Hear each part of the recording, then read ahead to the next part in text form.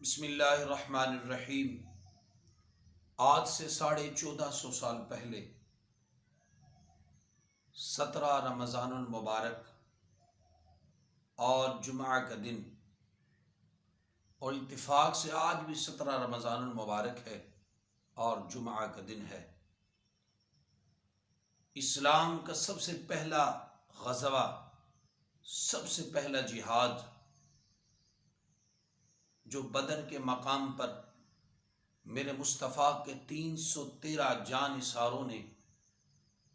اللہ اور اللہ کے رسول کے حکم پر لبیک کہتے ہوئے بدر کے مقام پر ایسے اترے کہ تاریخ رقم کر دی۔ وہ 313 جانثار جن کے پاس 7-8 تلواریں تھیں، اور کوئی تلوار آگے سے ٹوٹی ہوئی، کسی کا دستہ ٹوٹا ہوا، اور 3 سے 4 گھوڑے اور چند اونٹوں کے ہمراہ وہ بھوکے پیاسے لوگ، وہ غربت کی چکی میں پسے ہوئے لوگ، وہ مفلسی اور غربت میں وقت گزارنے والے لوگ، وہ جو سحری اور افطاری ایک ہی کھجور کو صبح اور شام چوس کر سحری اور افطاری کرنے والے لوگ، وہ جن کے بدن پر لباس بھی پورا نہ تھا، وہ جن کی کمریں بھوک اور پیاس کی وجہ سے جھک چکی تھی، جن کے ہر طرف غربت کا ڈیرا تھا، مفلسی کا عالم تھا، جن کی زندگی کے حالات ایسے تھے کہ کئی دن تک کھانے کو کچھ نہیں ملتا تھا، لیکن اگر ان کے حوصلوں کو دیکھا جائے، ان کی جرت کو دیکھا جائے،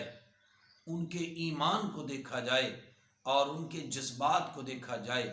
اور سب سے بڑی چیز ان کا عشق مصطفیٰ صلی اللہ علیہ وسلم دیکھا جائے، تو اس کی مثال پوری دنیا کے اندر نہیں ملتی۔ یہ ویڈیو لمبی نہ ہو جائے تو میں اپنی گفتگو کو سمیٹ رہا ہوں۔ نبی پاک صلی اللہ علیہ وسلم نے اپنے 313 جانثاروں کو اپنی بارگاہ میں بلایا، اور آپ جانتے ہیں یہ وہ لوگ تھے جنہیں اپنی بھوک، اپنی تنگ دستی کی پرواہ نہ تھی، ان کا لمحہ لمحہ فکر مصطفیٰ میں گزرتا تھا، اور ان 313 نے جب میدان جنگ میں جس جرت اور حوصلے کا مظاہرہ کیا، اور اللہ نے آسمان سے ان کی مدد کے لیے فرشتے اتارے، یہ اس بات کی دلیل ہے کہ بندے کمزور بھی بظاہر ہوں، مفلسی اور غربت بھی ہو، نہتے بھی ہوں، اور جنگ کے میدان میں ہتھیار بھی نہ ہوں، اور دشمن بھی قوی طاقتور ہو، اسلحے سے لیز ہو، تعداد میں بھی زیادہ ہو، اور دشمن کھا پی کر رجا ہوا بھی ہو، حوصلے اگر پست نہ ہوں تو اللہ فتح ضرور عطا کرتا ہے۔ تو میرے مصطفیٰ کے جانثار جب میدان بدر میں اترے تو اللہ کی عزت کی قسم کافروں کو ایسا مارا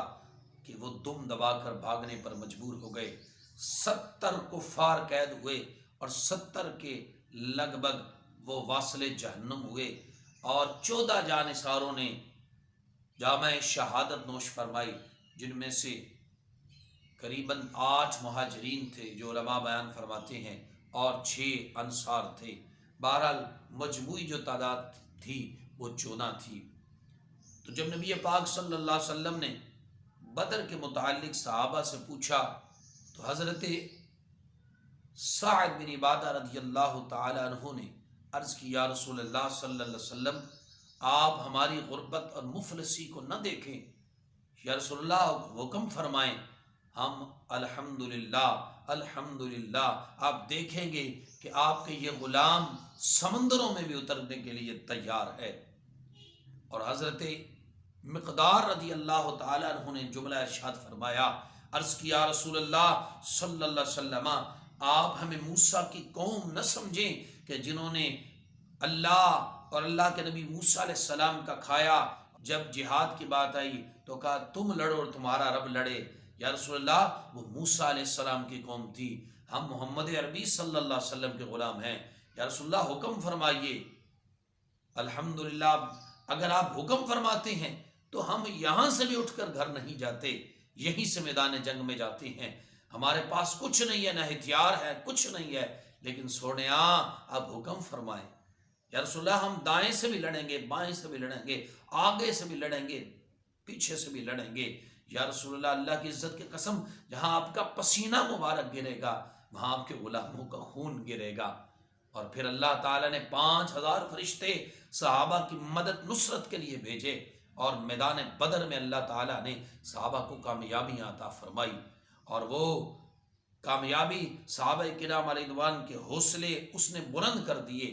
تو میں اس سارے واقعے کو اگر مد نظر رکھوں آج کے دن میں، تو میں پیغام دینا چاہتا ہوں اپنے حکمرانوں کو کہ صحابہ کرام نے اپنی مختصر سی تعداد اور مفلسی کو نہیں دیکھا، اور دشمن کی طاقت کو نہیں دیکھا، دشمن کے لشکر کو نہیں دیکھا، ان کے لشکر جرار کی طرف نگاہ نہیں کی، اگر دیکھا ہے تو مصطفیٰ کی محبت کو دیکھا ہے۔ اگر آج بھی ہم مصطفیٰ علیہ السلام کی ناموس پر پہرا دیں، سرکار کی ختم نبوت پر پہرا دیں، تو الحمدللہ اگر آج بھی ہم ایمان کامل رکھ کر اللہ رسول پر توکل کر کے اس میدان میں اتریں اور کافر کو للکاریں اور اس سے کہیں کہ ہم غربت اور مفلسی اور قرض میں زندگی گزار سکتے ہیں، لیکن ہم ناموس مصطفیٰ اور ختم نبوت پر ہرگز سودے بازی نہیں کر سکتے، تو میں الحمدللہ پورے وثوق کے ساتھ یہ بات کر رہا ہوں کہ کافر میں اتنا دم خم نہیں ہے مسلمانوں سے ٹکر لے سکے۔ تو آؤ آج سے ہم عہد کرتے ہیں کہ الحمدللہ ہر وقت ہر لمحہ مصطفیٰ کی ناموس پر پہرے کے لیے